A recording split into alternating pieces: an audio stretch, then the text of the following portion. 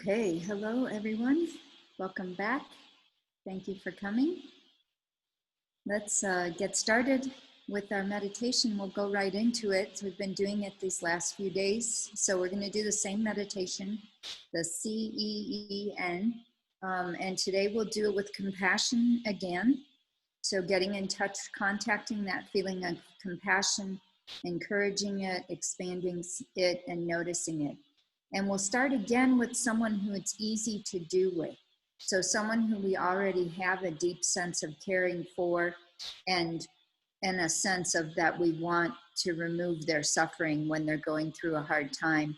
And then we'll move on to someone who is more difficult, someone who maybe has harmed us or we know is harming other people. So not an extreme person. So not someone that you're, in some kind of a battle or have a lot of hatred or, really strong trauma experience with, but more someone who you don't like very much, like that, rather than someone who has hurt you deeply, because we don't want to go too fast, and we don't want to re-traumatize anything. And we also don't want to throw up too many blocks. When we throw up all these blocks with difficult people by going too far, too fast, then that's not a good idea either. So, okay, get started, getting set up in your posture. So whatever is comfortable for you in meditation, just making sure the back is straight.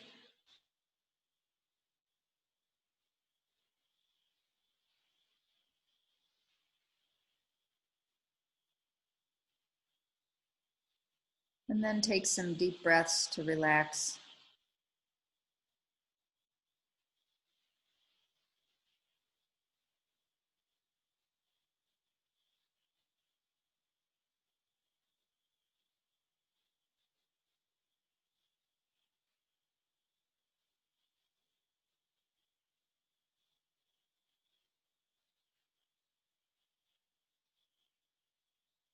Withdrawing from the external world and coming into the present moment.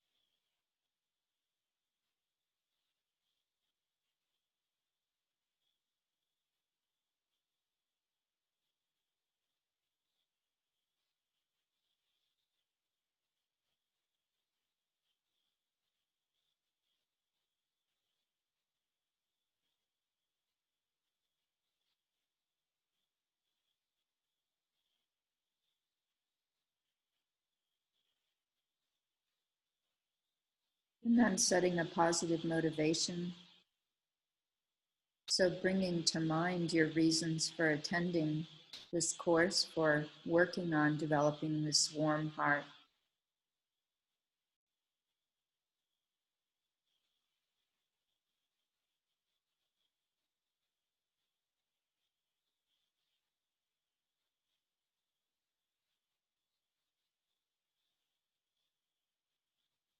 Recognizing that by loving others, we also bring joy to our own lives.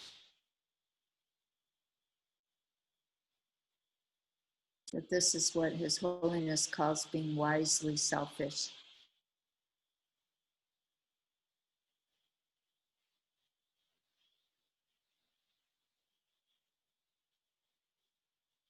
So by expanding our heart, we benefit others and we benefit ourselves.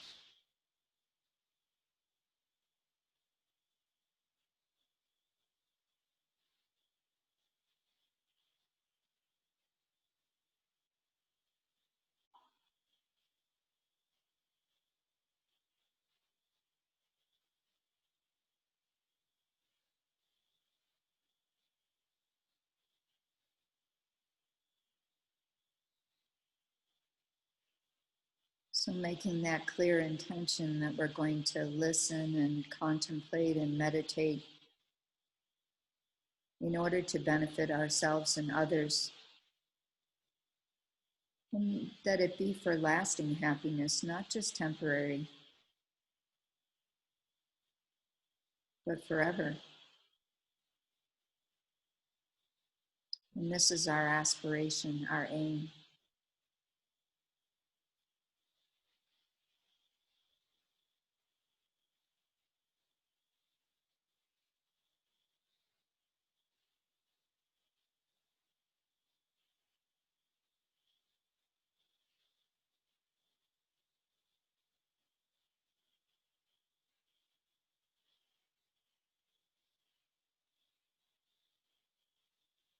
And then bringing to mind someone who is familiar to you, who you care about deeply.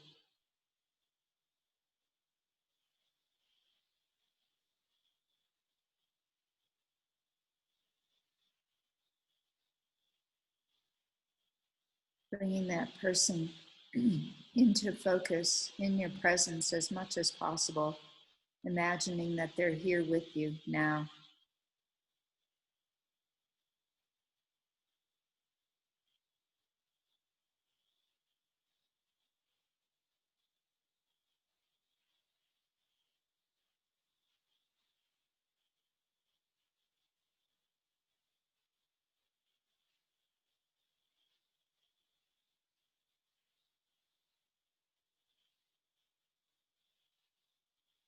And so starting to contact that experience of caring about them deeply, feeling your connection to this person,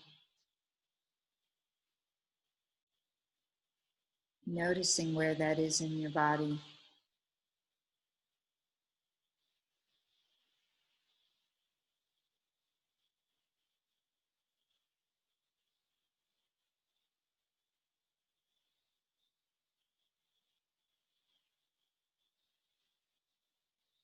And then recognize that they have some pain in their lives, whether it's past difficulties or future difficulties or something they're going through now. And get a sense of empathy. You know what it's like to have problems, to suffer. And get in touch with that. You feel with them in their pain.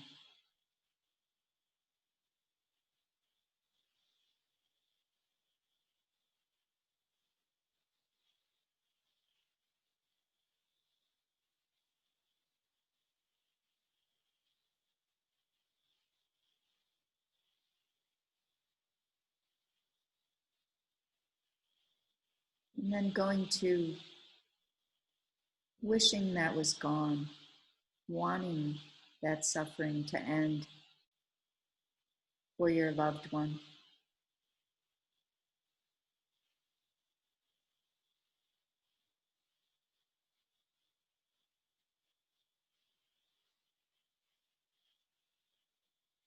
And what does that feel like?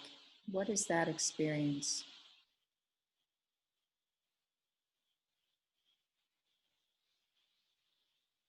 Because you care about them deeply, because you know what it's like for them to suffer, you want that suffering to end. And you want to be the one who removes it. You'll do anything for that suffering to stop.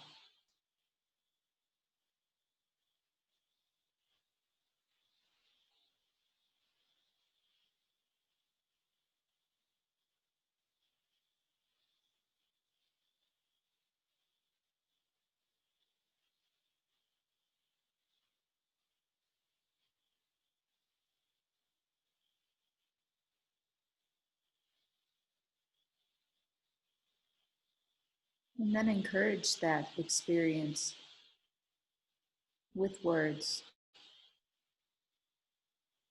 May you be free from suffering.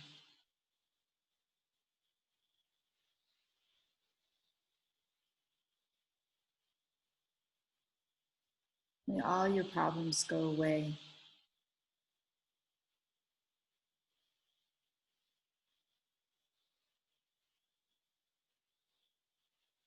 May I support you in that way.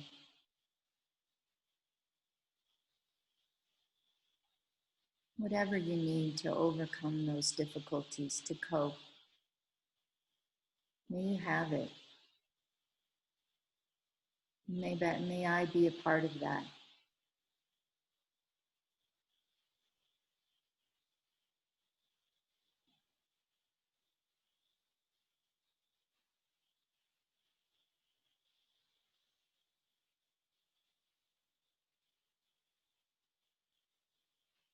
And whatever words work for you, expand that feeling, deepen that feeling of compassion.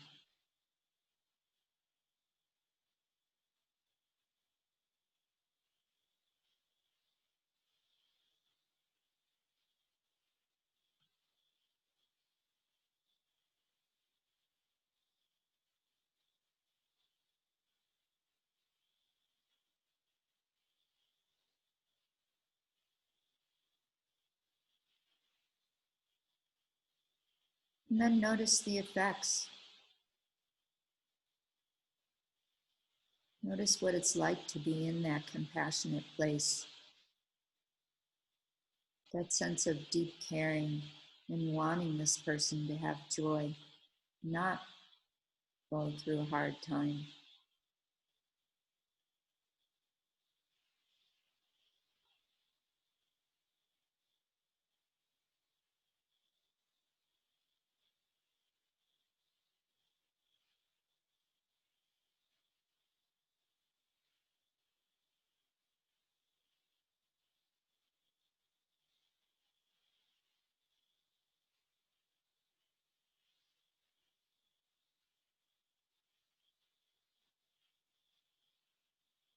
And if you hesitate at some point or some doubt comes in, notice that. That's part of the process. And be with it compassionately. Just watch. Oh, I stopped there. I reached my limit right there. That's where I'm at.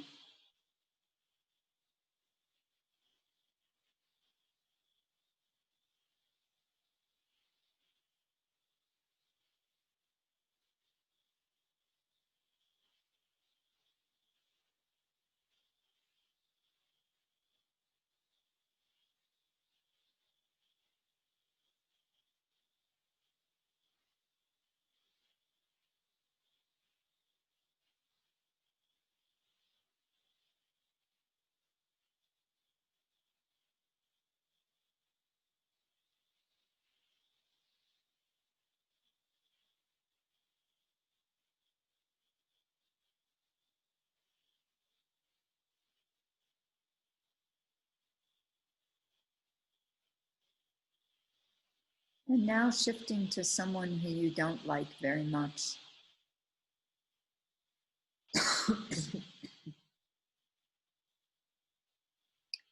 Bring to mind someone who is more difficult for you to care about.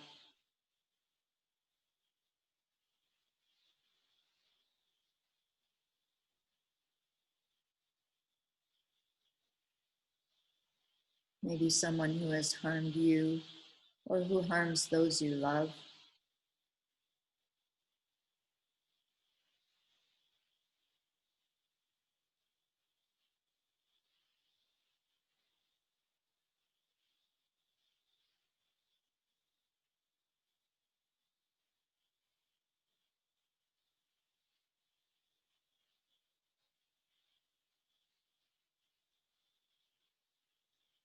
Maybe it's someone from your past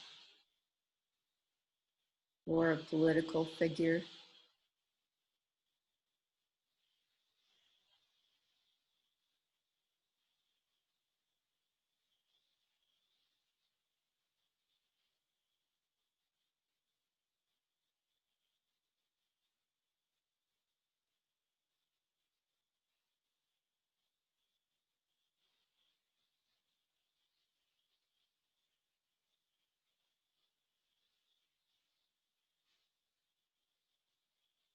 And bring that person into your presence as much as possible. It's okay to have a little distance, have them sort of on the other side of the room for now. That's fine. Whatever works.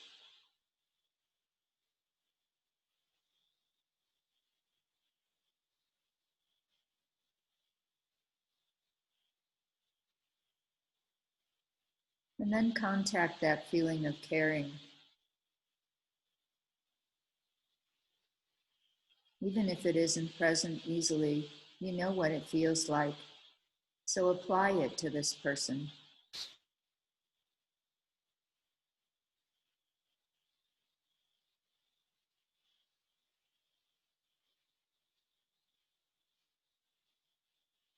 And let it get a sense of how they're going through a hard time. If they're harming others, they're probably suffering themselves. And what must that feel like?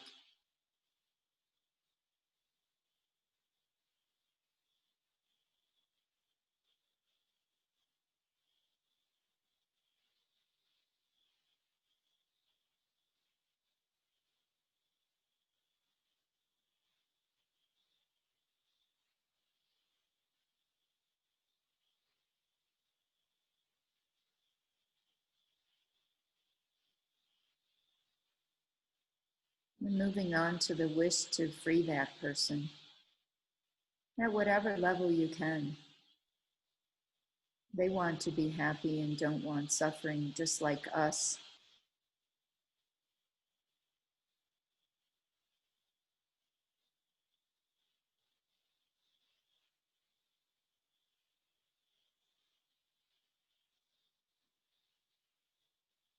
And encourage it with words. May you be free from your difficulties. May you have all the support you need to heal from your suffering.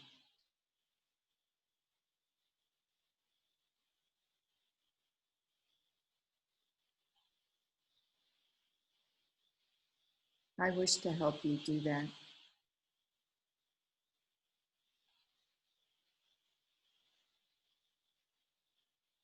And notice where it goes.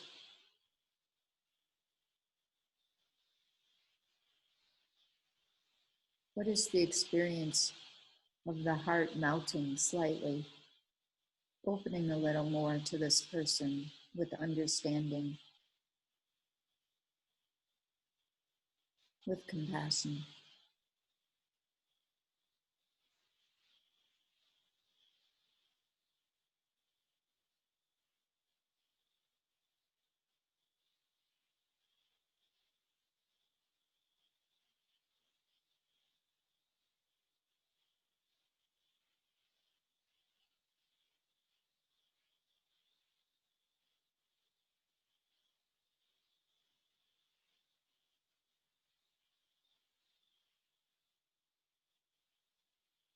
And notice the resistance for yourself with compassion. Fine, it's where you are. No problem.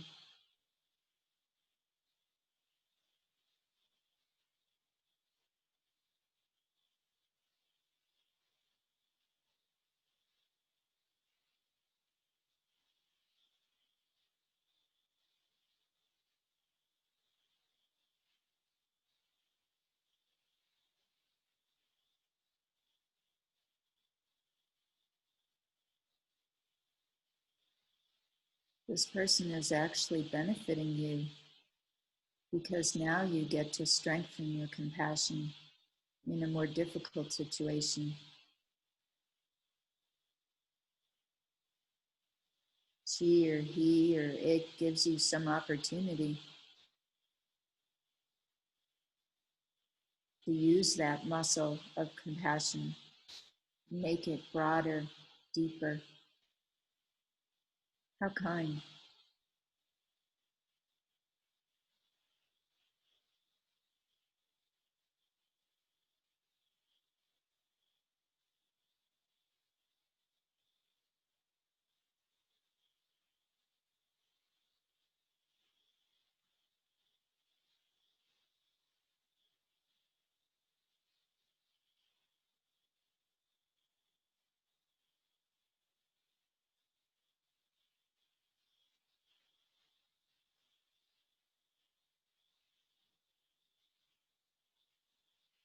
And then coming out of the meditation gently.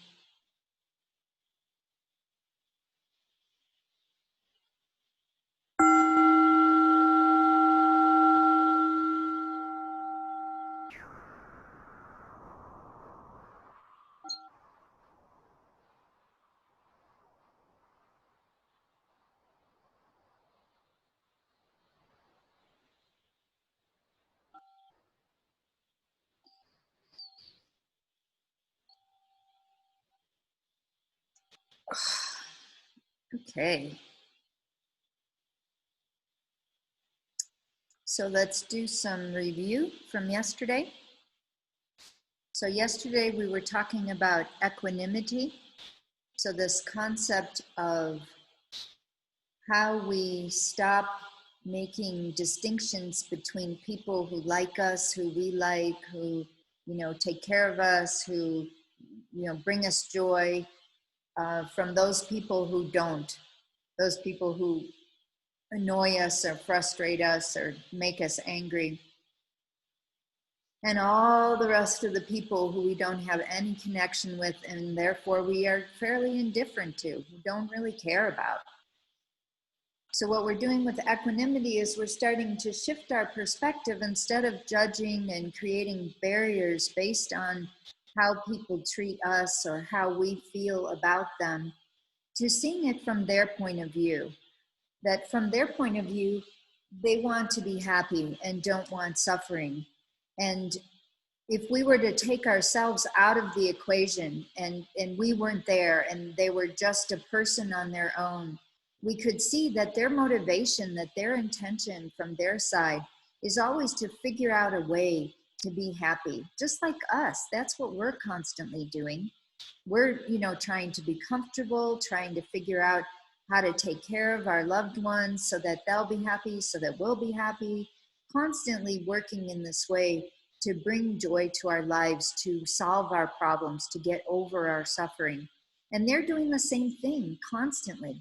And their problems are no more, less important to them than our problems are to us. And their happiness is no more important to us than it is to them. We're exactly equal in this way. And so making these distinctions between friend, enemy, stranger doesn't really make a lot of sense when we start to analyze more deeply. And then we talked 2 days ago about this interconnectedness, about this connection to others that we have. It's when we start to analyze more deeply, we see that we are not really separate. We don't exist separately from others. We are actually interconnected. But because of the ignorance in our minds and our self-grasping, as soon as we identify with this body and mind, there comes this other level of thinking of this independent self, this separate self. And so bodhicitta, the absolute bodhicitta, is this wish to go beyond that, to see that actually we are all interconnected and that we have effects on each other. And that even when I'm not in the presence of anyone, when I'm, all up in my apartment all alone, day after day in this situation that we're having, that actually I'm not alone. It would be impossible for me to be alone. Maybe there's a wall, but on a very deep level, I'm connected to so many other beings. And so it's important that we remind ourselves of that connection. And that's what this Deepen a Caring Heart is about. It's starting to open our hearts, to expand it, to go deeper with analysis, to see our connections. And so those judgments that we make are actually based on our own ignorance. They're not based on reality. And when we start to analyze more deeply how we actually exist, and doing this in meditation, we start to feel, not so much loneliness, not so much separation, and also more of a sense of caring for others, wanting others to be happy. And that in turn makes us happier. It actually, generating joy, generating compassion is actually a way of living that is more joyful and more meaningful and more purposeful. And that's what we're trying to get at. Okay, we're doing this whole Mahayana trip that includes this selflessness as well as this bodhicitta. And the more we can expand that, the more effective we become in interacting with others, more skillful, and the more we develop ourselves. Okay, so that's our overall, what we're still working on in this course, and equanimity is part of that. Okay, so let's look at that. Oops, my computer is slowing down. Okay, it's getting old like me. Okay, so equanimity, not labeling of people as friend, enemy, or stranger, recognizing all beings want to be happy and don't want suffering. And then taking another person's point of view, taking, anyone else's point of view. Hopefully you were able to do that a little bit in this meditation when you started to see that this person, instead of seeing them from the point of view of their actions of harming others or their actions of frustrating you, whatever it may be, maybe they're harming themselves and that's what frustrates you. We can see that they're coping in the best way they can. They're trying to do what they can to be happy and not to suffer. And so they actually deserve our compassion more than our rejection. And then recognizing our own projections. So seeing that oftentimes when we are triggered by others, it's something that is that we have denied within ourselves, something that we aren't owning, that we haven't accepted about ourselves, that we put on other people, and then we judge. We say, oh, you are, this way, and that's horrible, instead of being able to connect on this human level, because we've all done it all. Maybe not in this life, but in countless past lives, we've all been there. We've been horrible people, and so being able to connect to that, and when we were horrible people, we didn't want to be, right? That created suffering for us, and that's what the same person, they're going through as well. So sometimes we can recognize that, and that helps us not to judge. And then we went on to talk about fear of compassion.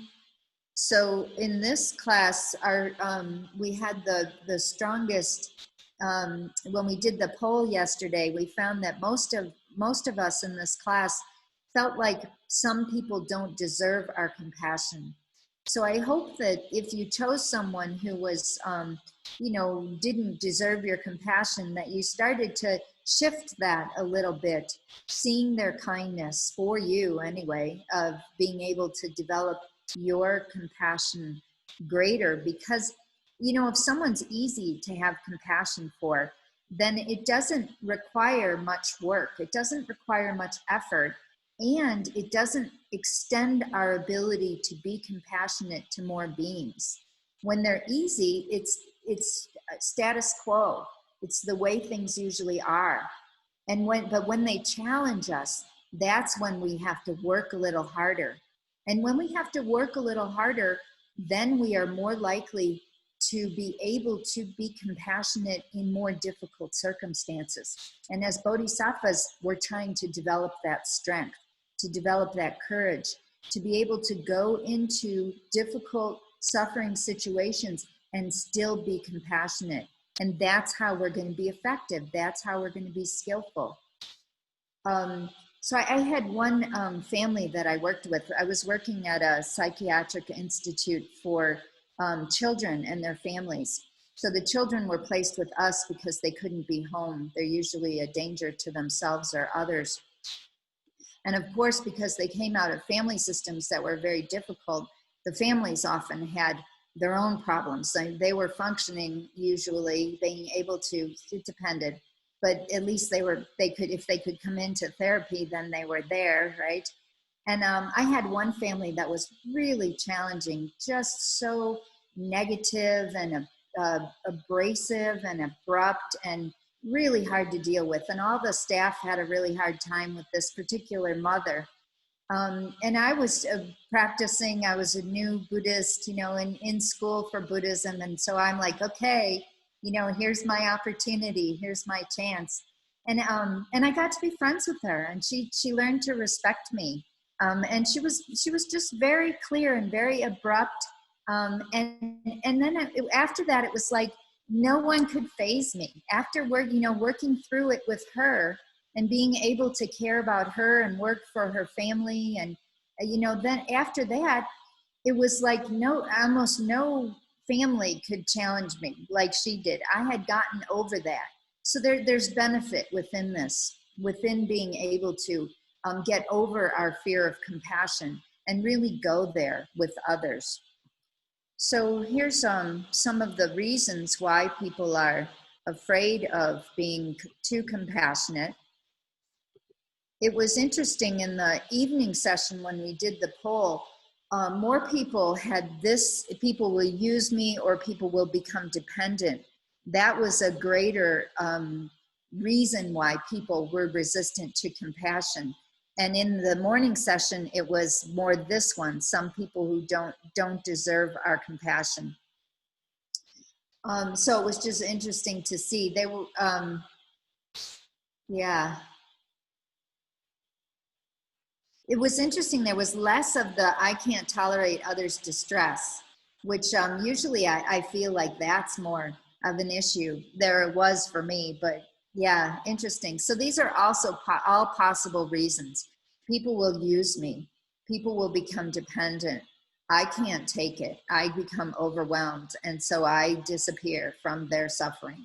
People should help themselves. There are some people who don't deserve our compassion. So all of these reasons are things that we get to examine, that we get to look at more closely. That compassion doesn't mean letting people do whatever they want, walking all over us.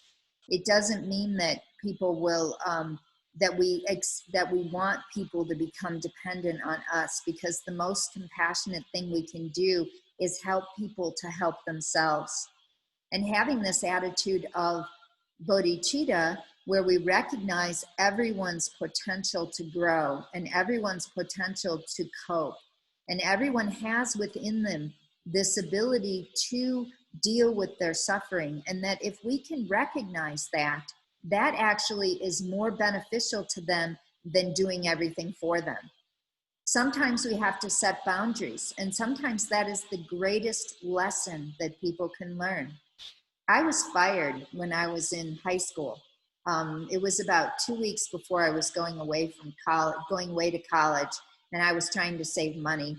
And I was working for the father of my best friend, and he let me go, and it just shocked the heck out of me. I was what, 17, I think, at the time, and it taught me a huge lesson. And although I held a lot of resentment for him for a long time, at the same time, I did a lot better in future jobs. I was much more aware of my performance in work. So it taught me a very valuable lesson, which I can't deny now, 50 years later, or whatever, 40 years later. Tolerating others' distress is usually related to a feeling of helplessness. So helplessness is very real. Sometimes we can't do anything about it. Sometimes we have to simply accept it, accept what they're going through, but not run away, not avoid it. So letting go is not giving up. So it's not that we give up on the person. It's just that we accept and we let go of our wish to, or not of our wish, but we let go of being able to fix it. And yet we still stay with them. And there's also that hopefulness in recognizing that they can deal with it. They can overcome it. There is positive sides to it. It won't last forever. It is impermanent. And sometimes when they're in their suffering, they can't see that, but we can. And when we hold that attitude, hold that point of view for them, that is actually beneficial for them. We can see it won't last forever. It's not going to stay the same. It never does. It's impossible.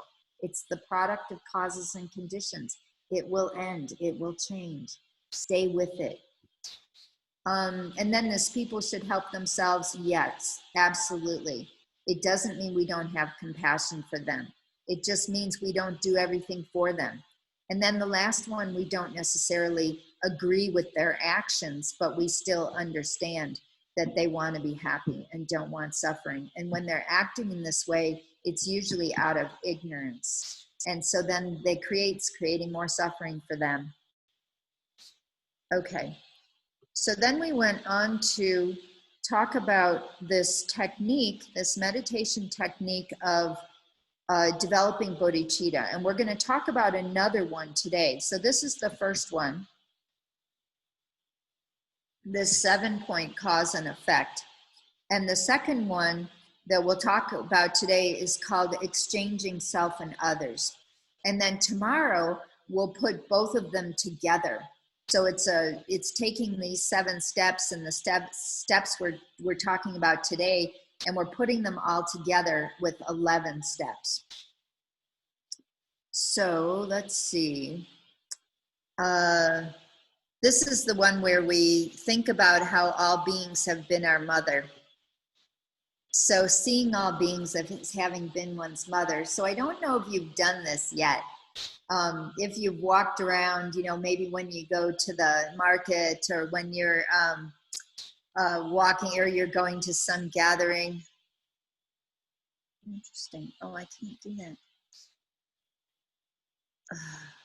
Sorry, my computer just came up with a problem. Maybe that's why it is running so slow. Okay, we'll see if how it does. Let me try to finish this. Oh, I don't know. Do you want to try and reset it? I'm gonna have to, I think. Go for it. All right. We can wait for you. I'll pause the recording and meanwhile we wait. Okay. 7-step cause and effect. The first step, seeing all beings as having been one's mother.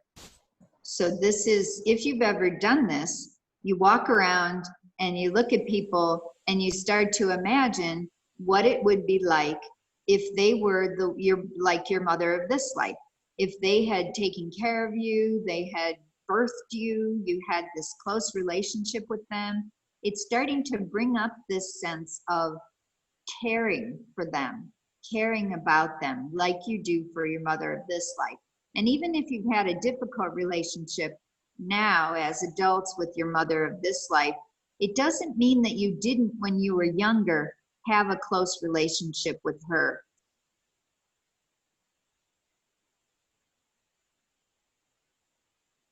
Around, raised by your birth mother, you can use whoever raised you, whoever was your caretaker, who brought you from being a vulnerable baby to being a child, an actual or adult, because we needed someone. If there was no one, we wouldn't exist. And then remembering their kindness. So what did they do to take care of you? And then wishing to repay that kindness. So what these 3 steps do is start to broaden our connection to others, start to make us feel more connected to even strangers, even our enemies, just recognizing that at some point in our existence, they were as close to us as our mother of this life is.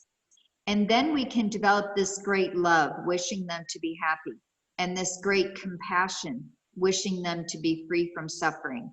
And then the 6th step, right before the 7th, is this decision that we're going to take responsibility for removing their suffering. So it's called the supreme intention. And within the Mahayana tradition, it's very, it's emphasized because within the Theravada tradition, there's definitely lots of compassion and lots of love. But there is not this decision that I am going to do whatever it takes to remove the suffering from all beings.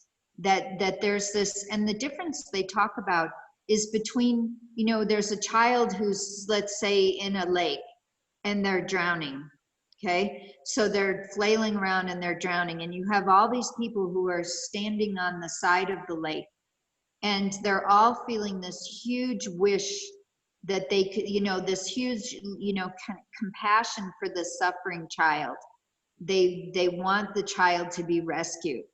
But the superior intention, the bodhisattva wish, is the one who is willing to jump in to save the child, the one who is going to swim over and even risk their own life to save the child, to bring them out, to take them away. So that's the difference that we talk about between the Theravada tradition that wishes to become free from suffering, has huge compassion and huge love, but it does not feel like they know how to swim, is not ready to jump in because they can't swim yet. And the bodhisattva is the one who is learning to swim, jumping in over and over and over again in order to save beings. So this takes the compassion and the love to the next step.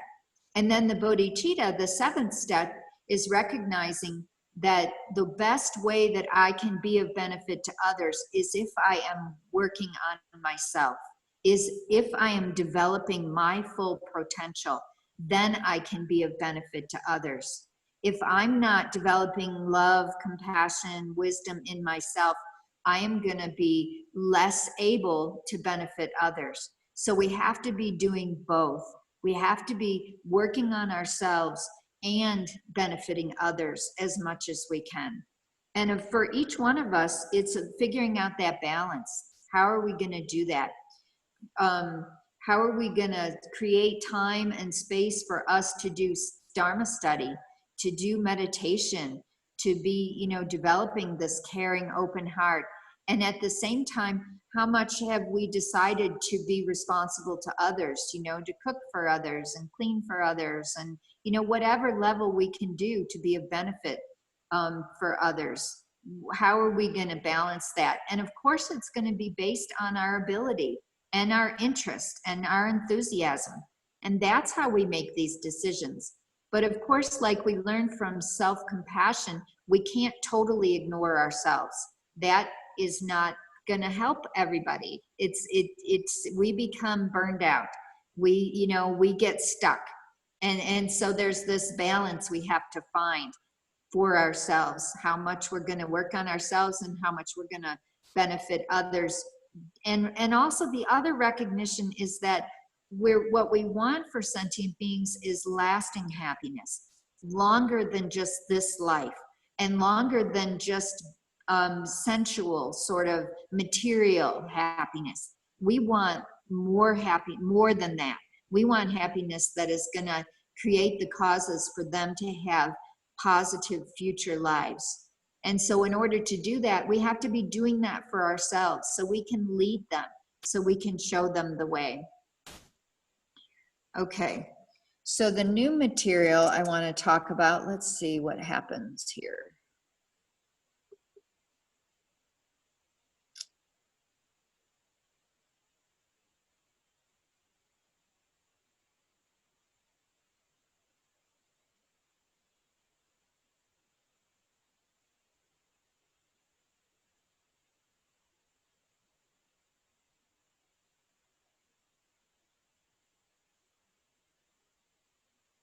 All right.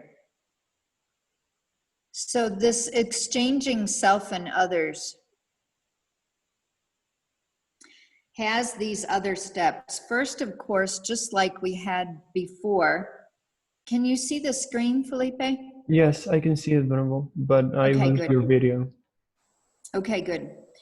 So this exchanging self and others always starts off with this equanimity. So we're learning to treat all beings as if they are equal, right? Wanting happiness, not wanting suffering. Then we work to equalize ourselves and others. So because of our ignorance, we have this tendency, this self-grasping, like I was talking about earlier in this class, we have this tendency to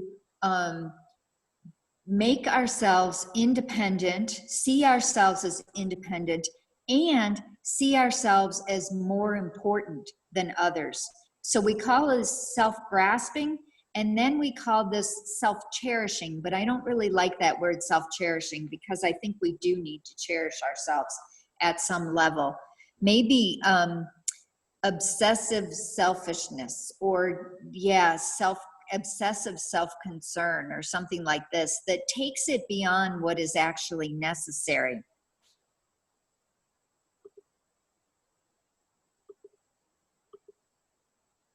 So in order to equalize ourselves and others, we do this recognition that I would not be a self without others, that it would be impossible for me to exist if there was not this interconnectedness.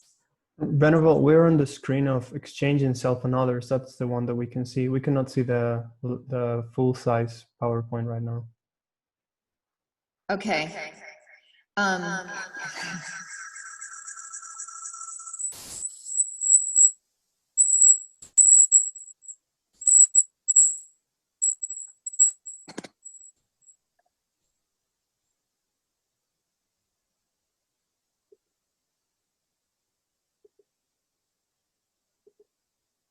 All right, so Now we have a bunch of echo.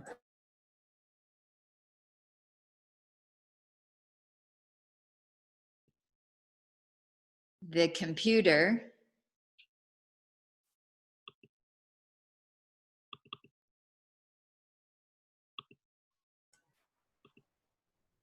There we go. all right, good. All right, this is what I'm working on. So hopefully you can see me and you can see the PowerPoint. Yes. But if you can't, I'll go back to me in a minute, but I want to show this first and talk about this a little bit first. Now we have both yourself and the PowerPoint now. Yeah. Okay, good. Except for if you're on an iPhone, then I don't think they can do that. Right. In a device, maybe not. Yeah. Okay. So equalizing self and others means, like it says, making me not as important as you. Okay. And then we start to meditate on the disadvantages of self-centeredness, the advantages of cherishing others. And then we do the actual exchange, which means that we start to see that others are actually more important than me. And one of the most powerful reasons that go with this is the understanding that I am only one person and others are infinite. Okay, so what is the worth of like $1 or 1 rupee or €1 compared to a billion or infinite euros? Very, very, very small. So shifting this doesn't mean that that 1 billion, that €1 is not part of the billion or doesn't deserve anything. It's just a recognition that others are more. So when I'm going through my day, 24/7, who am I concentrating on, and how much of my time, how much of my energy is concentrated and put toward others, and how much is put toward only me? So this is the shift. This is the exchanging that we're trying to do, starting to bring up this sense that others are more important than me, which means doesn't mean that I have no importance. It's just that recognizing that all my actions can actually be, even the actions that take care of me, can actually be about benefiting others. Okay.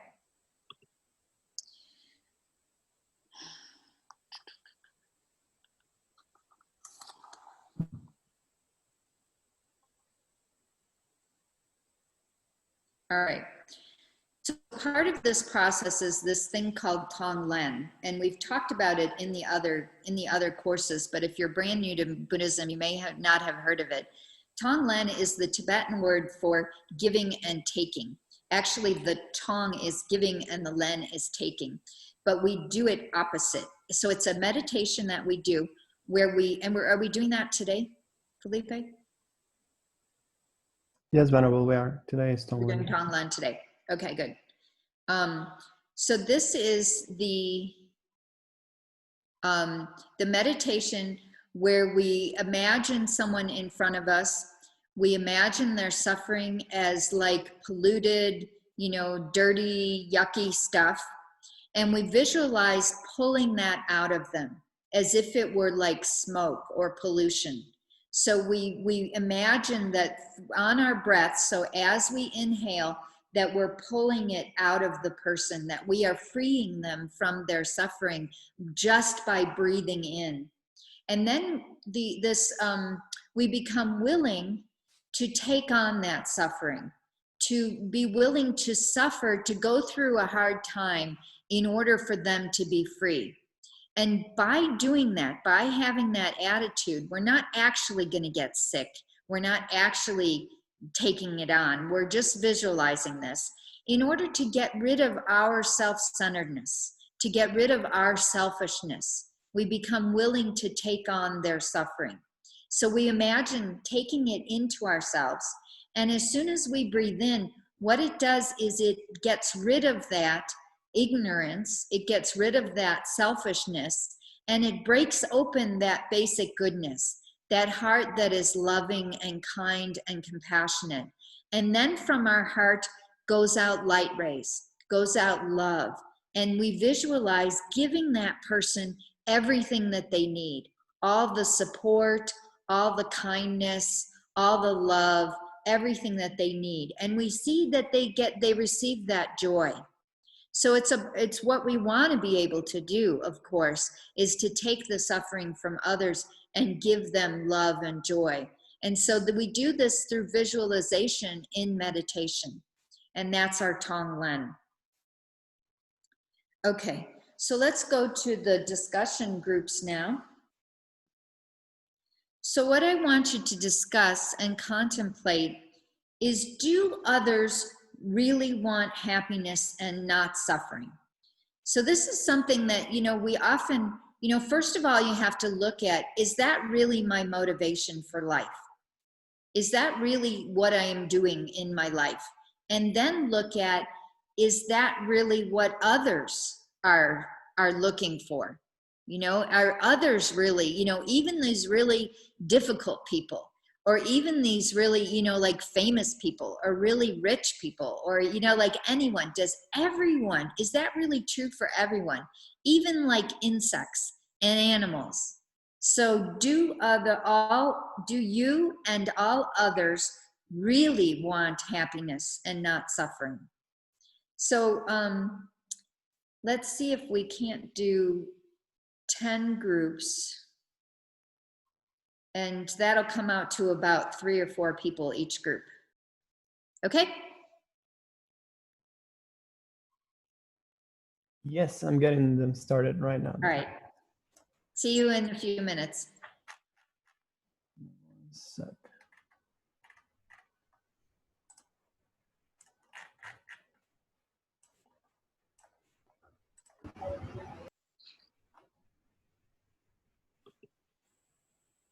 Similar lines with what Nayan said. My profession is of a medical professional. I'm a medical professional. And what I have seen through my experience is that as a doctor, when a patient comes to you with an advanced illness, it is very difficult to treat.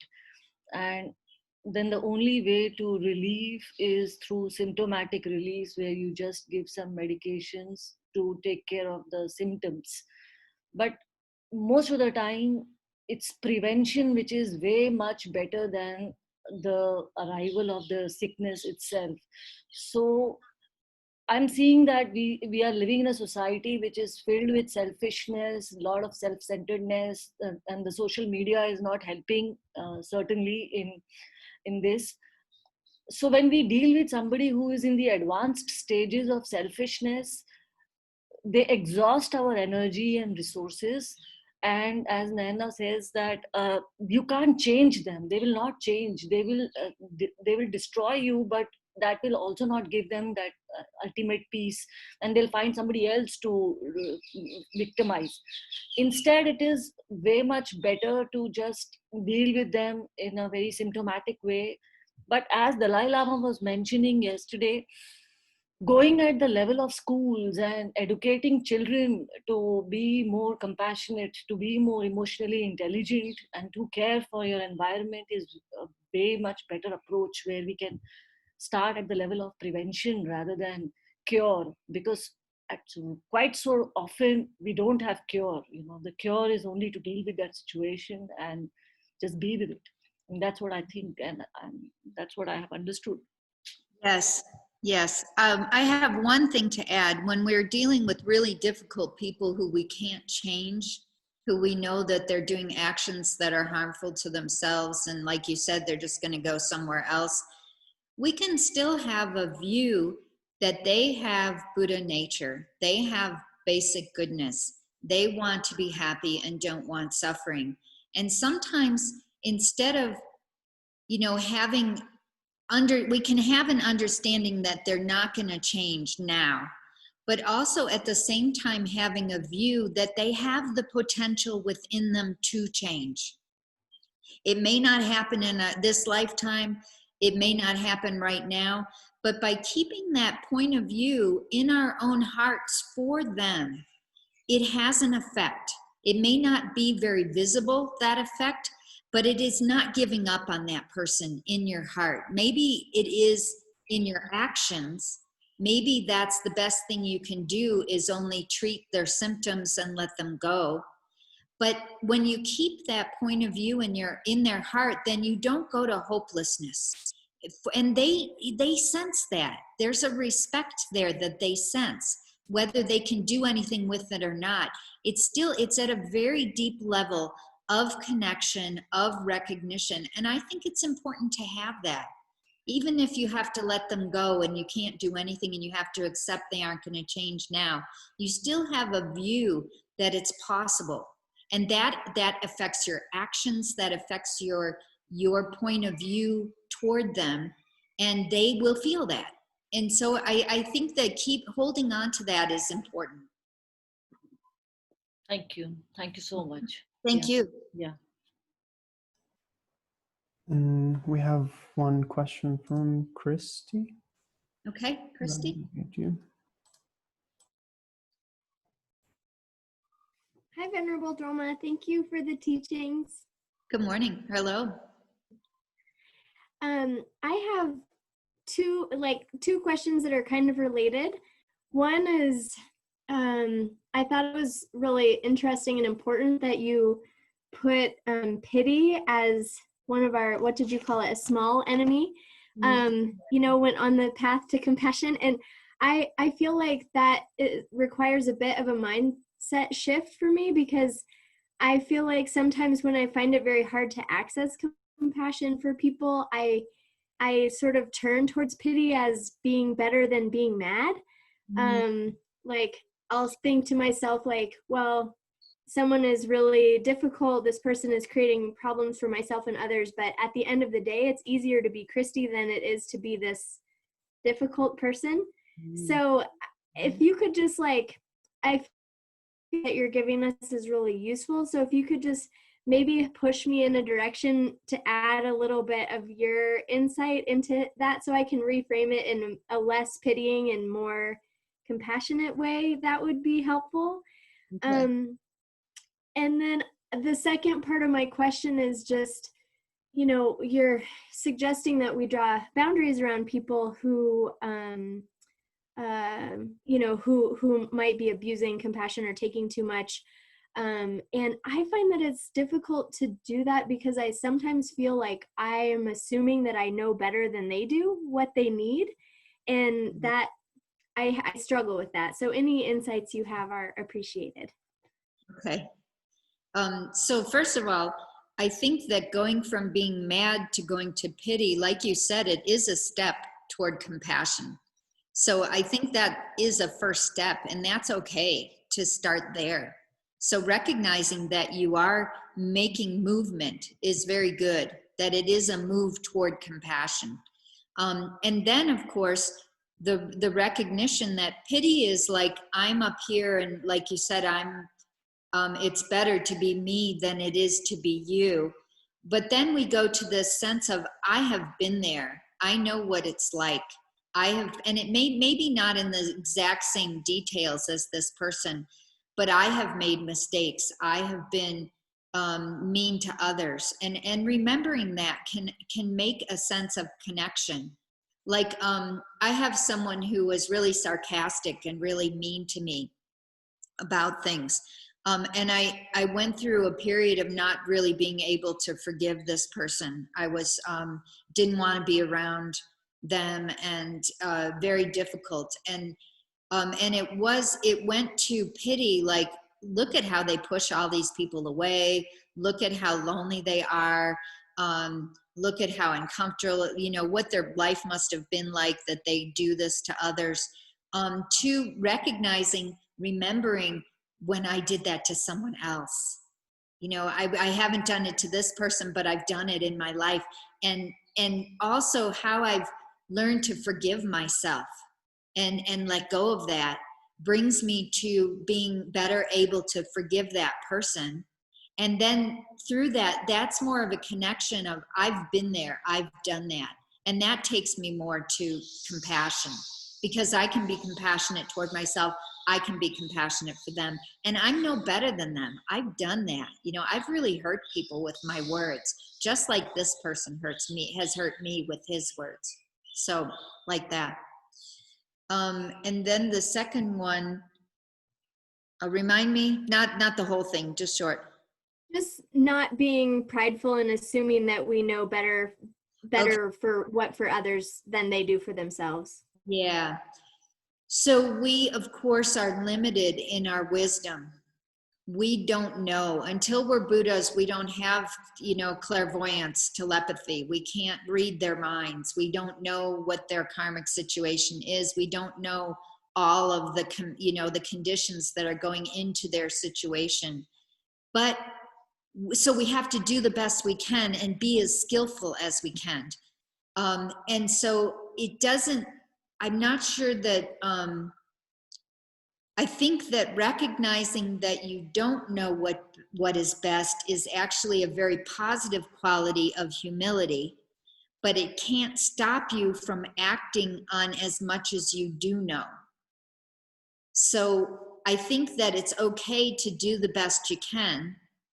Recognize you do have some wisdom, and that's what we're, this Buddha nature meditation that we're doing, we're connecting with our own inner wisdom, and we are trusting that at the same time as we have this humility that we don't know what is, necessarily, but that shouldn't stop us from operating on what we do know. Okay, so does that help? It's kind of a double-sided thing, but the humility is good, but also trusting your own inner wisdom is good. Yeah, very helpful. Thank you. Okay, good. So maybe go to meditation now? Yes, otherwise we'll go a lot over in time. Yeah. All right. All right. So let's set up the posture and begin the meditation. We'll jump right into the practice. And as Venerable Drolma said before, we'll do practice of Tonglen today.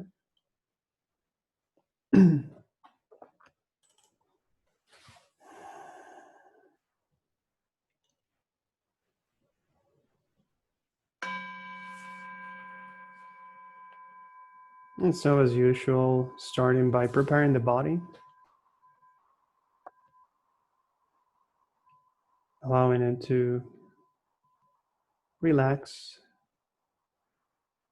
get rid of all that tension, all that tightness in the muscles. Breathe it out. Bring in a sense of awareness and presence with the body. As it winds down back to its natural state, relaxed, still, and vigilant.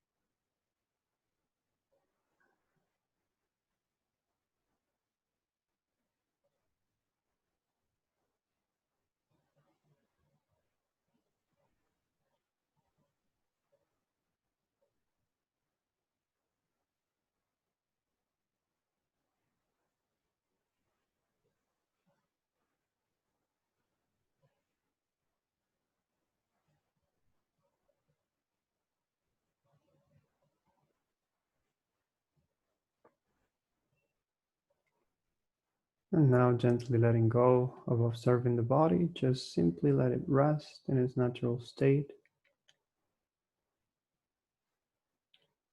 And to start with the actual practice of Tonglen, visualize in the space in front of you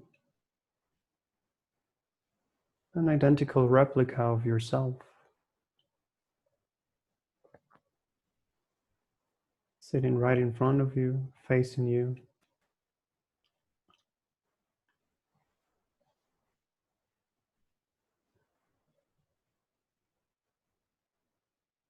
And take a moment to be present with this reflection of yourself as if looking right into the surface of a mirror and seeing yourself. Recognize your own humanity,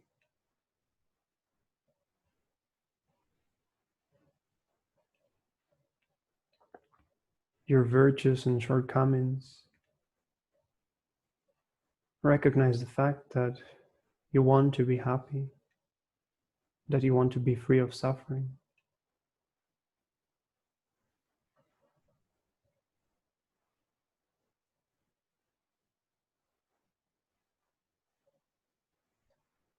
And we start by connecting with the suffering aspect.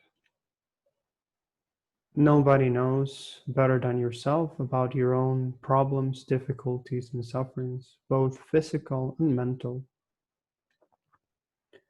So imagine that these sufferings manifest in this replica of yourself in the form of a dark cloud of smoke, dark and polluted.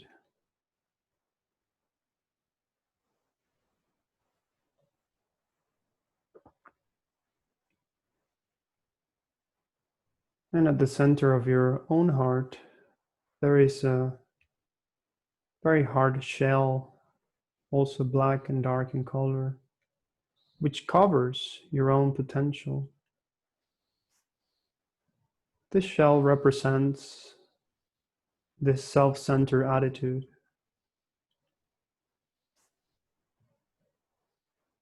So first, give rise to the thought of compassion, connecting with the suffering of this replica of yourself, with your own suffering.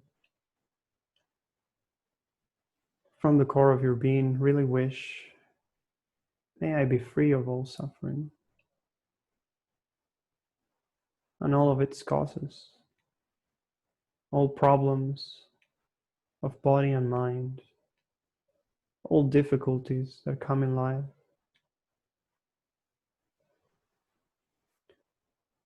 And breathing in with compassion, imagine that this dark smoke comes from this replica of yourself in through your nose and goes to this dark shell covering your potential, this self-centered attitude. This smoke of suffering does not harm you, but only harms this self-cherishing, which is an obstacle for you in the path.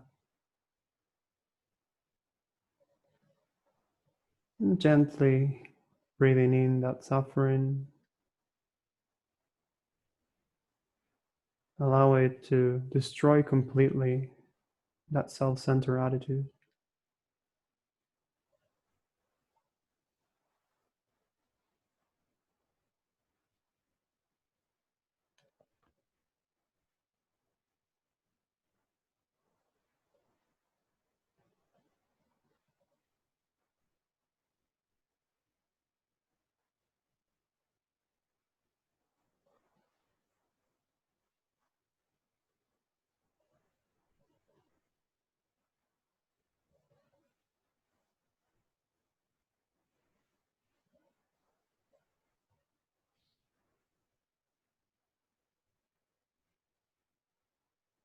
And once the dark shell has completely disintegrated,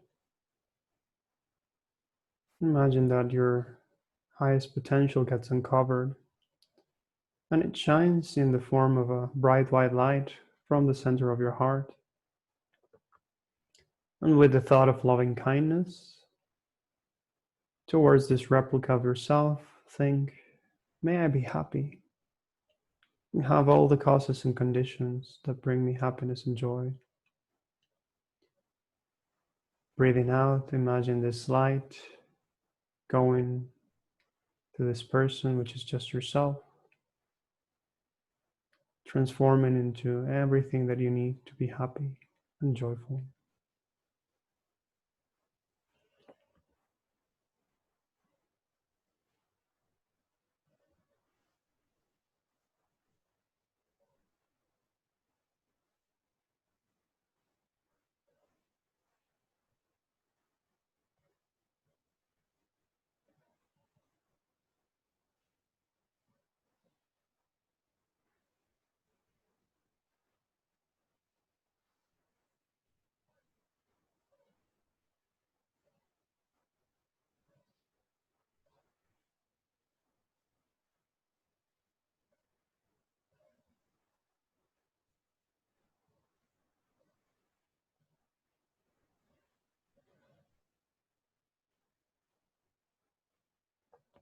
And feel that joy of having helped yourself.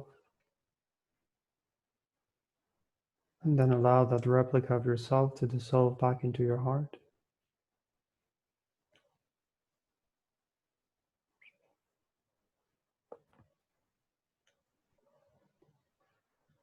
And now visualizing in front of you a loved one, a person who you know very well and cherish. It can be a friend, a family member, a partner.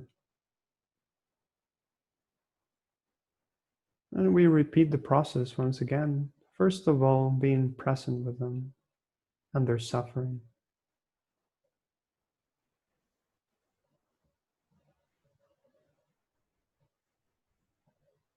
As if saying, I see you. I see your struggles. I see your difficulties. I can relate to them because I suffer myself. And I know that it doesn't feel good.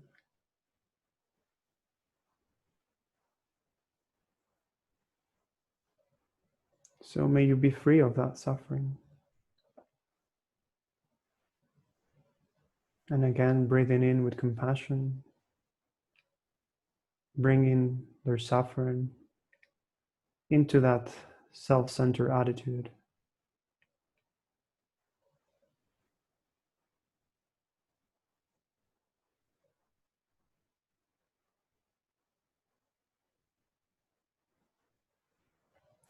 Truly and genuinely being concerned with the other person's suffering.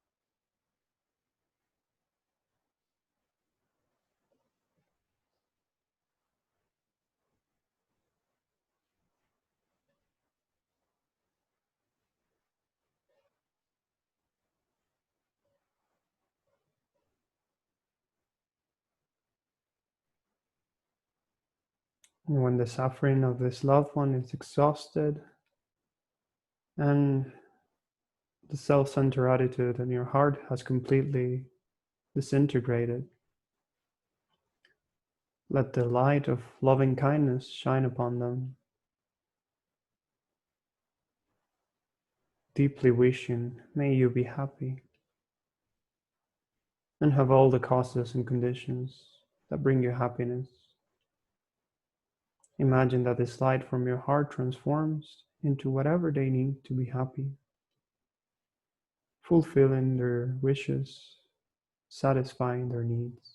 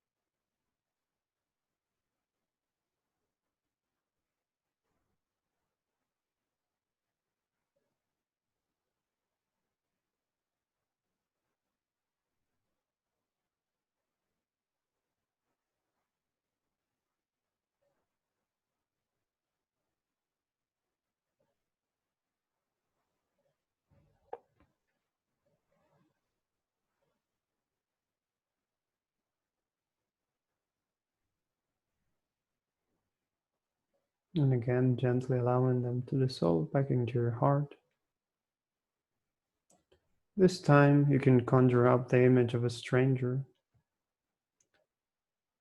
a person who you don't necessarily know very well, somebody who might be just an acquaintance, or even somebody that you run into on the street.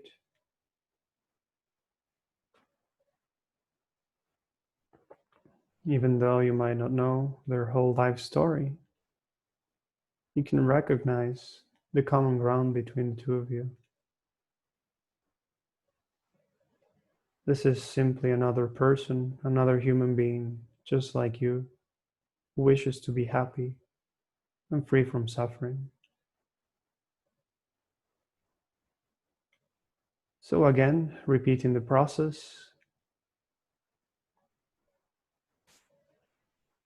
visualizing their suffering as dark smoke,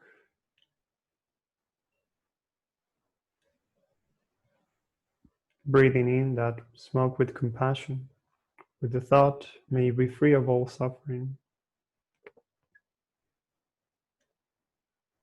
and using it to get rid of your own self-cherishing, your own self-centeredness. This mind which is only concerned with oneself and not others. We counteract that. And perhaps you might find resistance, which is normal and it's fine. Just observe it, notice it, and see if you can counteract it by opening up, by becoming willing to help others.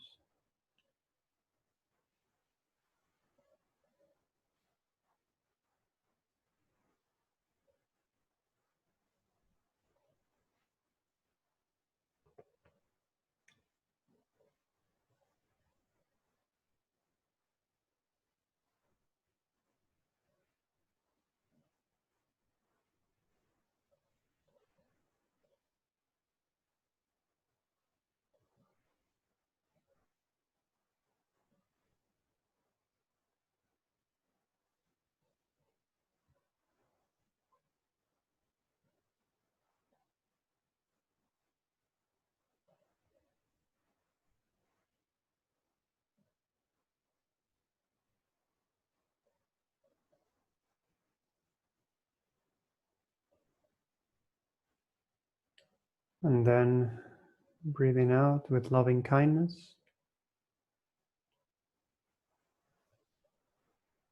knowing that this stranger also wants to be happy, letting that light of love shine upon them, transforming into all the things that he or she needs to be happy.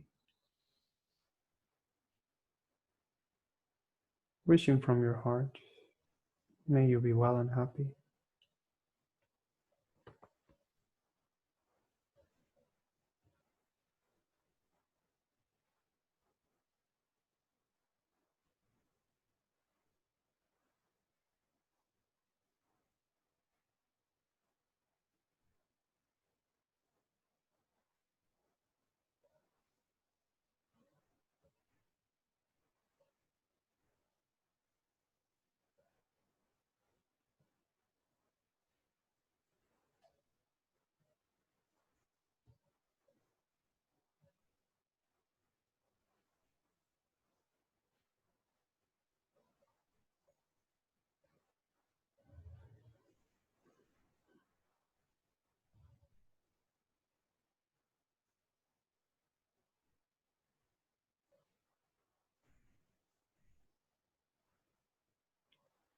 Once again, letting them dissolve back into your heart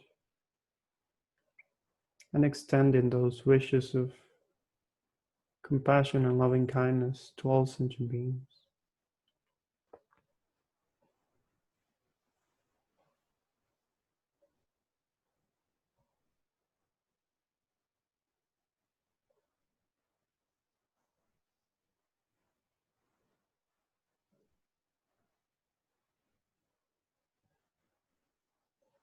Now gently let all appearances dissolve, keeping an open heart, and an open awareness. Simply stay present with whatever insight or feeling you may have gathered from this practice. Let go of the doing energy of the mind, and for a moment, just be as it is.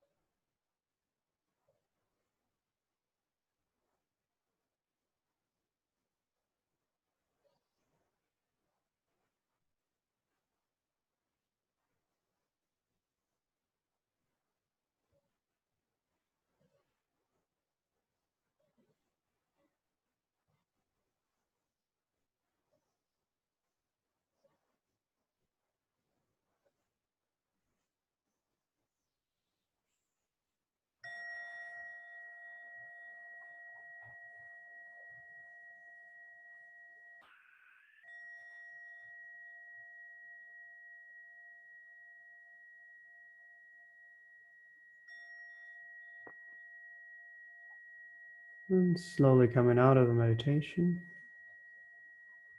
let's do our dedication. Also thinking of the practice of Tonglen as we read some verses which are more connected to taking the suffering from others, and other verses which pertain to giving them things and happiness. So may all beings everywhere, plagued by the sufferings of body and mind, obtain an ocean of happiness and joy by virtue of my merits. May no living creature suffer, commit evil, or ever fall ill. May no one be afraid or belittled, with a mind weighed down by depression. May the blind see forms and the deaf hear sounds. May those whose bodies are worn with toil be restored and finding repose. May the naked find clothing, the hungry find food. May the thirsty find water and delicious drinks. May the poor find wealth, those weak with sorrow find joy. May the forlorn find hope, constant happiness, and prosperity. May there be timely rains and bountiful harvests. May all medicines be effective and wholesome prayers bear fruit. May all who are sick and ill quickly be free from their ailments. Whatever diseases there are in the world, may they never occur again. May the frightened cease to be afraid and those bound be freed. May the powerless find power, and may people think of benefiting each other. For as long as space remains, for as long as sentient beings remain, until then, may I too remain, to dispel the miseries of the world.